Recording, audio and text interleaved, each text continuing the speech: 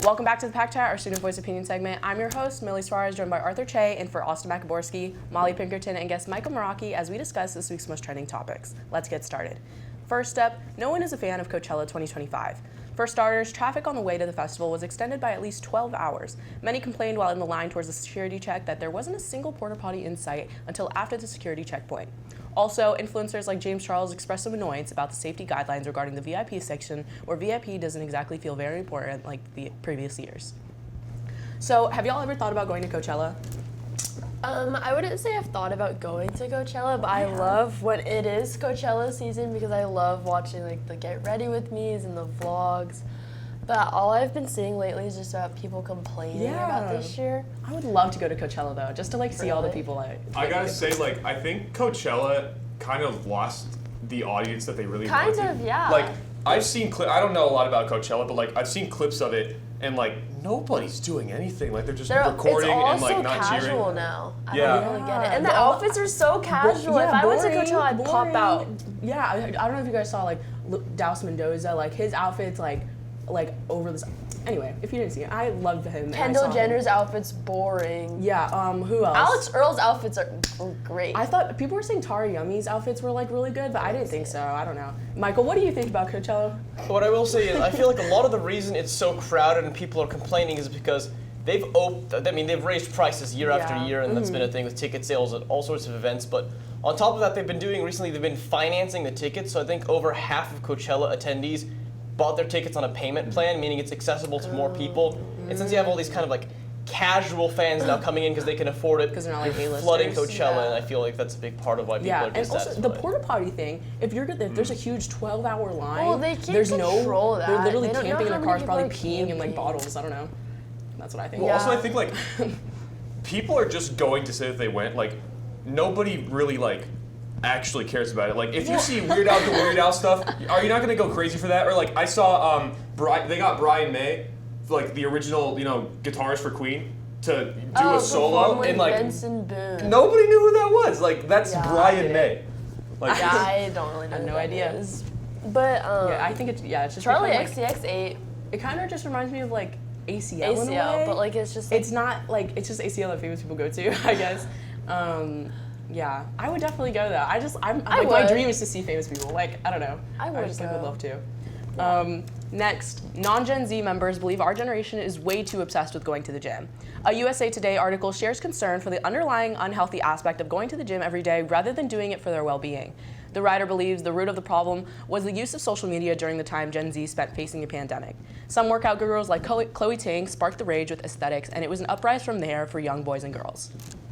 So, does Gen Z only work out to look good, do you guys think? I've actually done research on this, like I'm sure you personally have. for AP research. Like that's part of what my research study was on this year, was social media and how that affects people's perceptions. And I feel like, that's a big part of it. You see all these people that look great, and that inspires you to go, but at the same time, it's discouraging because you're seeing all these people who lift this much, they look like that, why don't I look like that? Yeah. But at the same time, we're in the middle of an obesity epidemic. Over 42% of Americans over 20 are classified as obese, and that's after we raised the requirements for obesity. And I feel like if anything gets people going to the gym, that's better for a healthier country. Yeah, but I feel like more people, like, let's say like you're at the gym and there's like this like super buff guy and like this like really fat guy, but they're both at the gym. Because of aesthetics, like the buff guy's gonna be like, oh my god, that guy's so fat, even though they're going to the gym like putting an effort to be healthy.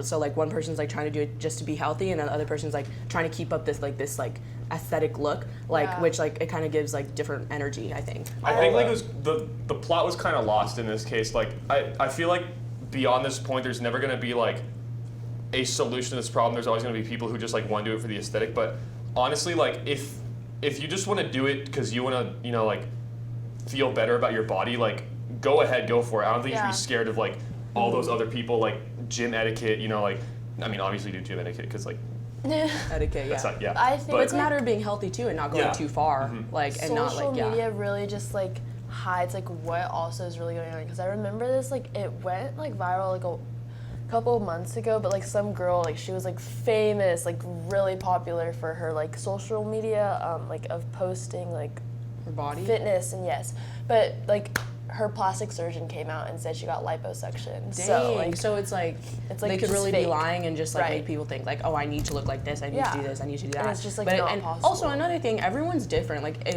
you can do the same exact workout routine as someone else, and your body could look so much different. and people be photoshopping. Yeah, that too. Crazy. Yeah, I feel like we should all just like unplug. That's what I think. Yeah. Okay. Finally, research shows that parents who feel supported have children who thrive. Because April is Child Abuse Prevention Month, an article by Florida Today highlights the reasons parents should be supported in order to prevent child abuse, like outlets with planting pinwheel gardens and hosting events that promote a happy and healthy childhood. So, do you guys think this stuff would prevent child abuse? Well, I don't. This is a bit of a long pause.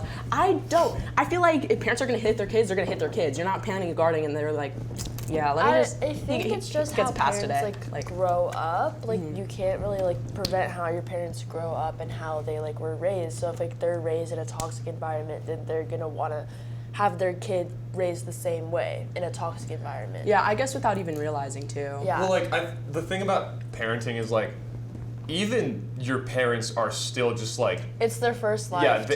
it's their They first don't life. know. They don't know how, like, you know, raising Yeah. kids works. Like, and even in like a toxic environment that they might have grown up in, like, they take that how they should. Like, Yeah. either they want to enforce that same like environment to like make you stronger like they did, which, you know, like can have some repercussions depending on the situation, or they can try to get you out of that situation And do the exact yeah, opposite. and do the exact opposite. But like, there's negatives and positives to both sides Mm-hmm. because like humans are so like complex and different. Like you never know like what kind of Which is strategy really to use. beautiful if you really think Yeah. about it. What do you think, And I Michael? feel like at the same time, it's a lot of nature versus nurture. I don't particularly believe that people are born bad or born in a way that they're going to end up abusing people, but at the same time, it's a lot of how they're raised. Yeah. Mhm. But nurture also has to do with your environment in the present as well. So raising a kid is stressful, especially if you have all these other things compounding in your life. And if you're at the point where you might be abusing your child, like you're right at the edge there,